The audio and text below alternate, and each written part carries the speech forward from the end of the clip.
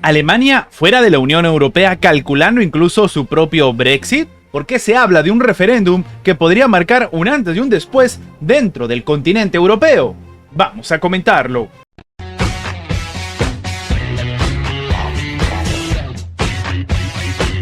Alice Weidel, que es el líder del Partido Populista de Derecha Alternativa para Alemania, ha revelado el día de hoy a los medios, sobre todo estadounidenses, que, a falta de una reforma adecuada de la Unión Europea, Alemania podría tranquilamente celebrar un referéndum sobre lo que se ha denominado ahora Dexit, la salida alemana de la Unión Europea. Un escenario bastante complicado, pero que no está tan descabellado. Dice que si no es posible remediar las numerosas deficiencias de la Unión Europea, entonces un Estado soberano, como es Alemania, podría tener la opción tranquilamente de abandonar la comunidad política. Esto ha señalado, por ejemplo, un diputado del Bundestag por el partido Alternativa para Alemania al propio medio ruso Sputnik. Lo que ha dicho de manera literal es que próximamente la mera existencia de un nuevo partido consiste en romper tabúes políticos, y el tabú de no abandonar la Unión Europea para siempre es, sin duda, un tabú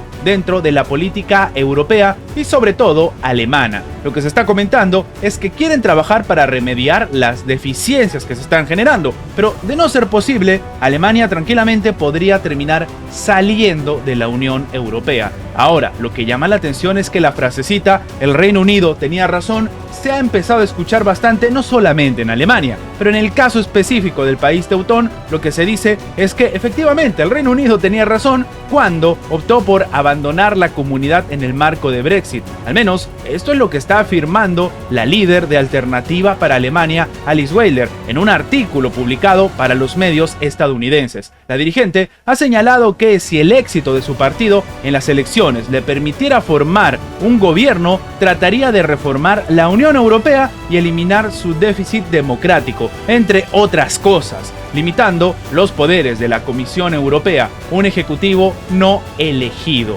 En este sentido se habla de que, bueno, oye, si la reforma no va a ser posible, lo que sí se puede conseguir es reconstruir la soberanía de los Estados miembros de la Unión Europea, y en este caso se debería dejar que la gente decida, como lo hizo el Reino Unido. En cuanto al tipo de reforma a la que se refiere en este caso Alice, Dirk Spaniel ha señalado, en primer lugar, la necesidad de abordar las deficiencias relacionadas con lo que se habla de una depresiva proporcionalidad en las elecciones del Parlamento Europeo. Según la configuración actual, la cuota ronda entre el 15 y el 20. Eso significa 20 veces el peso del voto. Es incompatible con el principio democrático de la calidad de voto, ha señalado el político, deplorando el hecho de que, por ejemplo, un votante alemán tenga mucho menos peso que, en este caso, un votante de un estado pequeño. Pongamos el caso, por ejemplo, de Malta. Esto es lo que están diciendo los propios funcionarios alemanes. A su vez, Alemania es el líder en préstamos, con unos 17.000 millones de euros en contribuciones a la Unión Europea. Y claro, aparentemente todo ese dinero y todo lo que está haciendo Alemania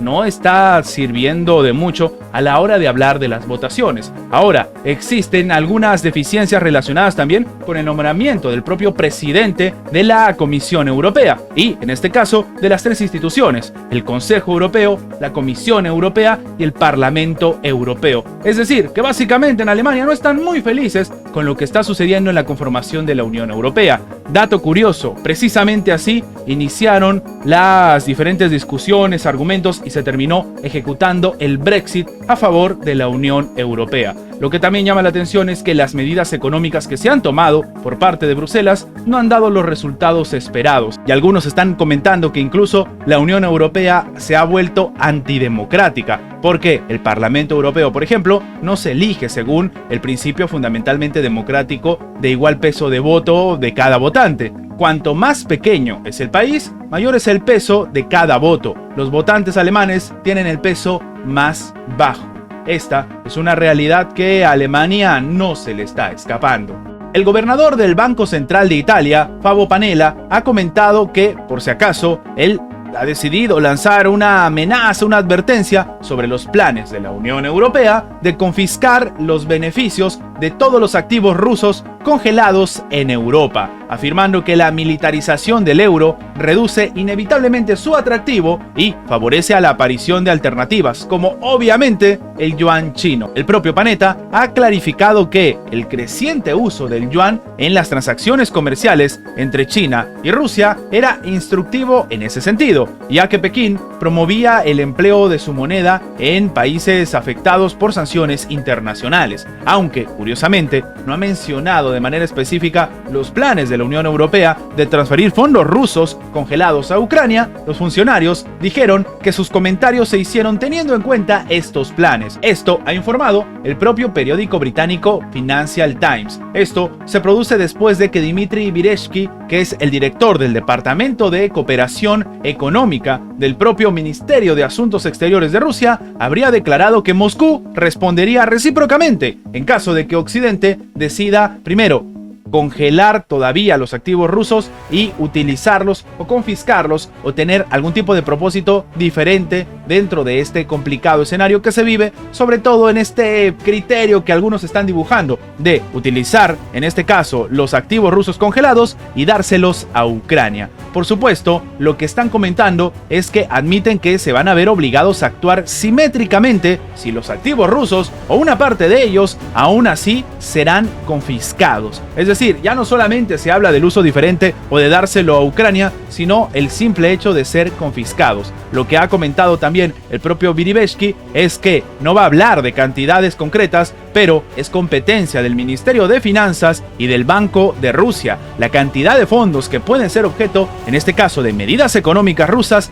especiales de represalia, no son pocas. Son bastante considerables. Según los cálculos de algunos medios, sobre todo rusos, basados en las estadísticas nacionales rusas y los datos obtenidos por el propio Financial Times, Rusia posee actualmente activos extranjeros por el valor, escuchen bien esto, de unos 288 mil millones de dólares. 1.000 millones más de los que Occidente amenaza con confiscar. Esto ya no es una guerra comercial, no es una guerra económica, es una guerra de a ver quién le quita más al otro país. Esto es lo que se está viviendo y por lo cual el Banco de Italia o el jefe del Banco de Italia sale al frente a decir que es una pésima idea quitarle los activos a Rusia. No porque sea amigo de Rusia, sino porque matemáticamente tampoco le conviene. Antes de terminar, los invitamos a que se hagan miembros del canal para que además de tener acceso a la pestaña de comunidad donde publicamos muy a nuestro estilo las diferentes situaciones que suceden en la geopolítica actual con diferentes artículos y, como siempre, sin seguir ninguna agenda como hacen algunos medios tradicionales,